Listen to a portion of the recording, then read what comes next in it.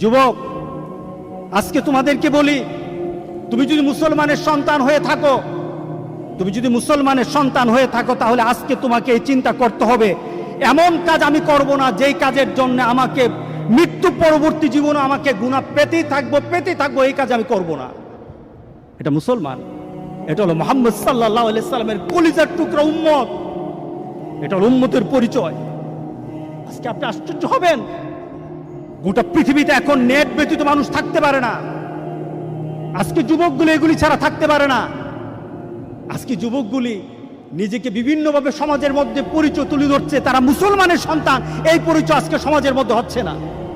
যুবক, তোমার জীবনটা যদি, তোমার চলাটা যদি কুরআন এবং সুন্নাহ অনুযায়ী হয়, আল্লাহর রাসূল আর নেককার বান্দারা যেমন সুন্দর মৌত পেয়েছে, রাসূল সাল্লাল্লাহু আলাইহি সাল্লাম বলেন তোমাদের মৌতটা তত সুন্দর হয়ে যাবে, তোমাদের মৌতটা তেমন সুন্দর হবে।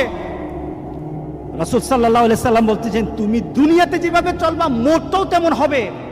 কোন ধরনের খারাপই যদি তোমার মধ্যে থাকে, তুমি যদি খারাপ নীতিতে চলো, তুমি খারাপ দৃশ্য নিয়ে চলো, তোমার হাতে খারাপ থাকে, তোমার ঘুমের সময় খারাপ জিনিস তোমার সাথে থাকে, তুমি তোমার বন্ধু বান্ধবের সাথে যখন আড্ডা দাও তখন তুমি খারাপ কোন দৃশ্য নিয়ে তুমি কথা বলো, তুমি তোমার বন্ধু বান্ধবের সাথে যখন কথা বলো তোমার ভিতরে খারাপ চিন্তা থাকে, তোমার মতটাও তেমন খারাপই মত হবে।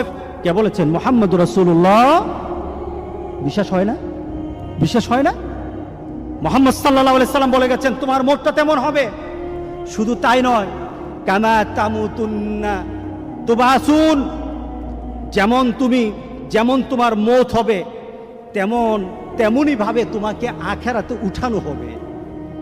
এরপর রাসূল সাল্লাল্লাহু আলাইহি সাল্লাম হচ্ছে তোমার মতটা যেমন, তোমাকে উঠানো হবে ওই নীতিতে যেমন ভাবে তুমি মরেছ।